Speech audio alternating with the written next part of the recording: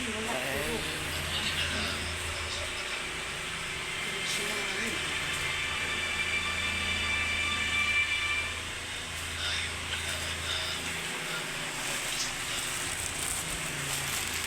Pero yan.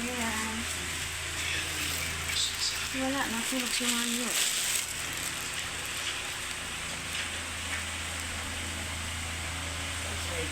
Ayun. Lagi binili ano. Ano tinatawag mo ano.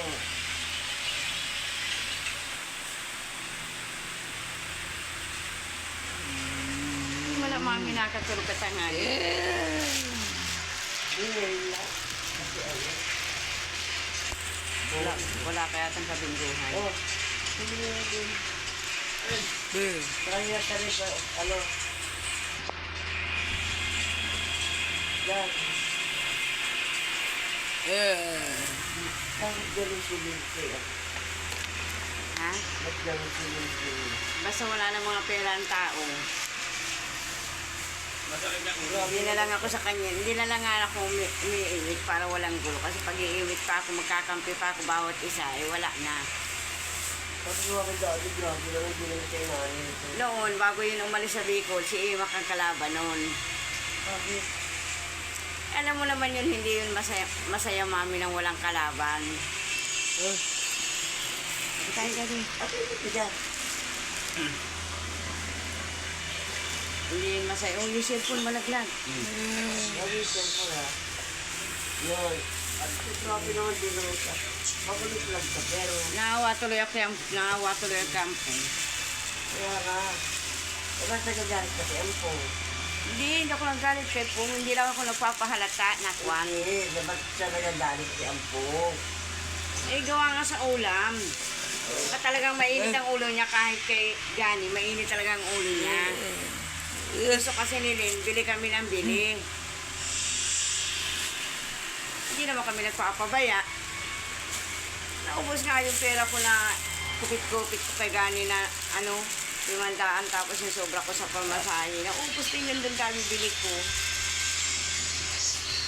Kala mo kaya. Gusto ko na sinon, sige lang ang bili-bili. Tapos na nga yung mga pera ko, tapos yung mga kunigani na, sige, bili kami ng bili doon. Talagang sadya talagang pag tama naman sabi ni Angie, isang araw o 2 araw, ayos yun sa inyo, pero pag matagal na, iba na ugali. Kaya lang, hindi na lang kumami umimik, para walang ingay. Inuwi, ito na lang kayo. Kaya nga, kumbaga sa kwan, Ang problema. inaanuhan ko pa din siya. Si Amak naman, hindi naman kumikibo. Maganda na nga hindi siya umiinit. Hindi, Kasi diba ang habalan mo mami, pag wala siyang maanuhan na kampihan ay, Saka hindi, parang ano ituso na si Amak, alam mo. hindi lang yun umiimik si Amak. Alam mo naman baga pag nanakit din yung kay Lynn, sobra din.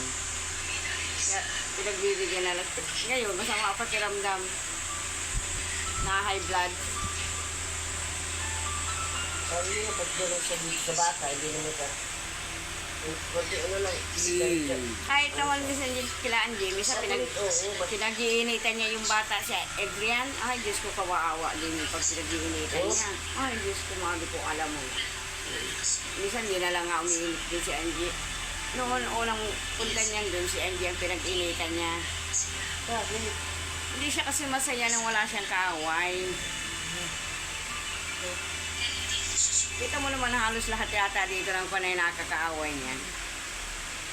Kaya ang bungot naman sinasagot ko siya. Oo, sinasagot na siya ng Ampong eh.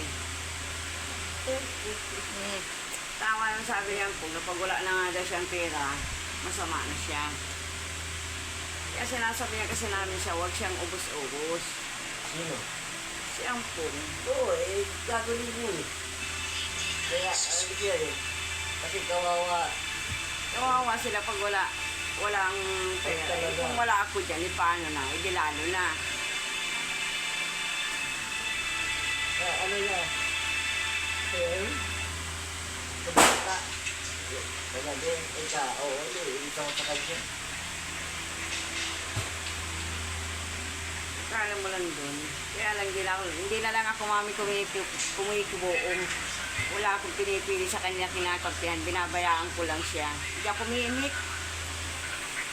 Pero sabi ko, pala ba naman sabi?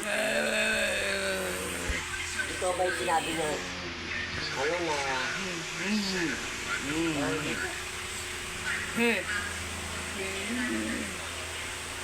Na talagang siya pa yung ano pala paalisin sa bahay na yun. Sa ano? Parang di ko dapat siya paalisin ng po. Hindi. Siya mapapalis si Ampong. Wala naman sinasabi si Ampong na ganun. Saka ano daw, Alas siya nga nagpapalayas kay Pong. Paano mo sasabihin na siya ang